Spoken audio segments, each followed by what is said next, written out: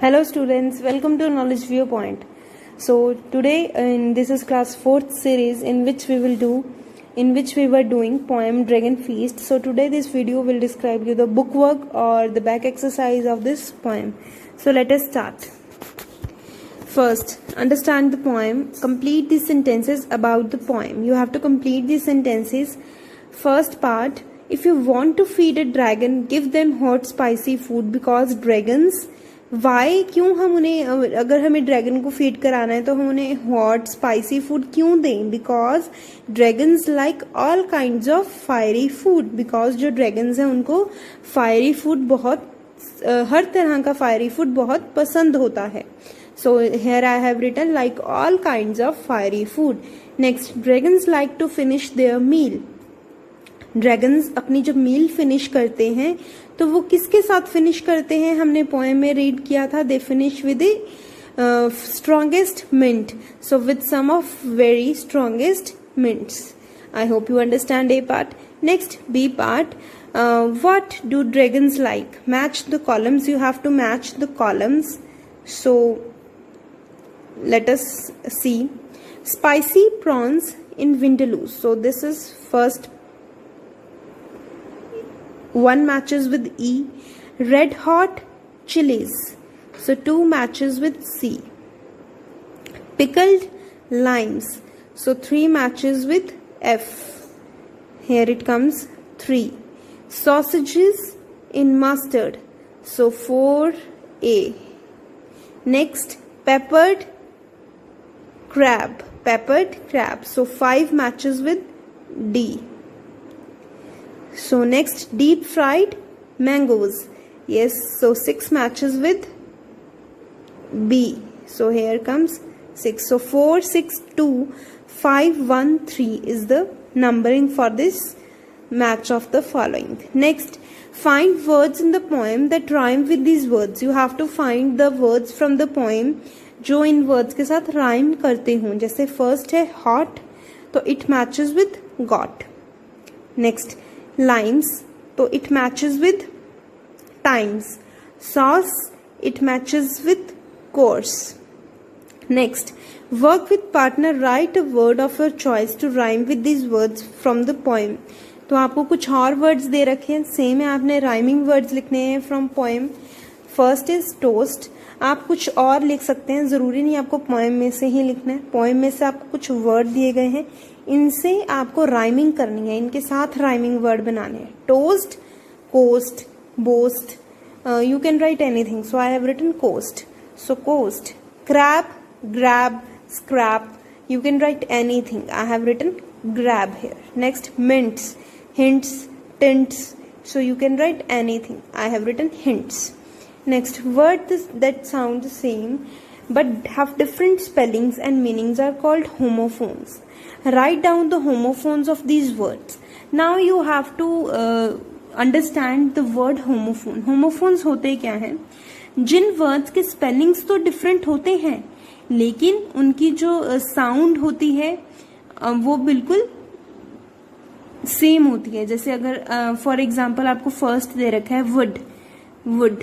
So there are 2 words. Wood एक grammar का word है और एक वुड है जिसे हम कहते हैं लकड़ी, जिसे हम किसी थिंग को कहते हैं वुड. सो कोई ऐसे वर्ड्स जिनका मीनिंग भी अलग हो और जिनके स्पेलिंग भी अलग हो लेकिन उनकी जो साउंड है वो सेम आए. Homophones. Homo means same and phone means sound. So same sound वाले वर्ड्स और इनके डिफरेंट मीनिंग होते हैं, उन्हें हम कहते हैं homophones. I hope you understand. Next, need. इस के नीड वाले वर्ड का मीनिंग होता है गूंदना, किसी डो को गूंदना. जैसे हम आटा गूंदते हैं तो उसे नीड करना, उसे हम नीड बोलते हैं. और जो ये नीड लिखी है इसे हम कहते हैं जरूरत, किसी चीज की नीड है हमें. ठीक है, तो this is need. Next, hole. Hole. Next, आपने होल के आगे सिर्फ W लगाना है. होल का, इस होल का मतलब होता है होल होना, छेद होना, छोटा सा होल होना. और इस W वाले होल का मतलब होता है सारा, completely. So it they have different meaning but they sound same. उनकी आवाज बिल्कुल सेम आ रही है. Next, fourth part is 8. सो इस 8 का मतलब होता है नंबर 8 ओके जो मैंने एट लिखा है ATE, इसका मतलब होता है खाना खा लिया, मतलब ये वर्ब है, ईट का सेकेंड फॉर्म है ate, so this is ate second form of eat. Next 1, इसमें अब हम सेम साउंड आ रही है 1 1, सो सेम साउंड आ रही है 1, मतलब इसमें नंबर है 1, लेकिन जो WON 1 लिखा है इसका मतलब है जीतना, वन करना, किसी भी गेम को जीतना, तो हम कहते हैं ना one the match, so this is 1। Next not, अब यहाँ पे नॉट में भी सिर्फ के लगाया हुआ है, के साइलेंट है, नॉट ही बोलते हैं हम इसे। नॉट का मतलब होता है गांठ लगाना, कोई भी टाई करते हैं जब हम किसी को गांठ लगाते हैं तो उसे हम कहते हैं नॉट। और NOT का मतलब होता है नेगेटिव वर्ड है ये, नो, नो किसी को नो करना, तो हम बोलते हैं नॉट। तो ठीक है, तो आई hope you understand the meaning of word homophone. Basic आपके यही है कि आपको होमोफोन का मीनिंग समझ में आए कि क्या होता है, ठीक है। तो here I have done the exercise for this. Now this is fun time, okay, we'll complete this as well, हम ये भी complete कर लेते हैं। In this you have to look at the pictures of imaginary creatures and read their descriptions below. Write the correct numbers on the blanks to match the names of the creatures with their description. So आपको ये जो नीचे lines given है इन्हें आपने read करना है और आपने मैच करना है उन्हें इनके साथ, इन्हें रीड करना है और आपने इन्हें नंबरिंग करनी है कि ये कौन सा एनिमल या कौन सा क्रिएचर डिफाइन कर रहे हैं। जैसे for example first is it is a huge bird like an eagle that never dies, जो कभी भी नहीं मरता। तो जो फर्स्ट नंबर पे है वो कौन सा है, कौन सा है वो, yes 6, so it is 6 Phoenix. Next, it lives in water. It has upper body and head of human and tail of a fish. तो हम इस पिक्चर को जब हम देखते हैं, इन पिक्चर्स को देखते हैं, तो इसमें से हमें कौन सी पिक्चर ऐसी लग रही है जिसमें हेड ह्यूमन बीइंग का है और टेल फिश की है? Yes, mermaid first, so here it comes first.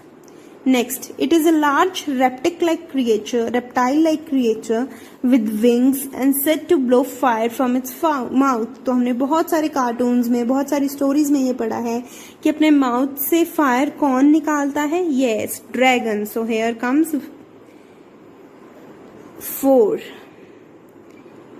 Very good. Next, it is a creature that has human form but the legs and horns of a goat. अब ये creature तो human being की तरह है पूरा, लेकिन इस क्रिएचर के पास हॉर्न्स हैं और गोट की तरह हॉर्न्स हैं। तो ये हमें कौन सा दिख रहा है यहाँ पे? यस, सेकंड वाला, faun. So here comes 2। Next, it is a small creature with wings, it has magical powers and sometimes carries a wand. So ये एक क्रिएचर है, स्मॉल सा क्रिएचर है, इसके विंग्स होते हैं, पंख होते हैं और मैजिकल पावर्स भी होती हैं। तो ये कौन सा क्रिएचर है? Yes, it is fairy.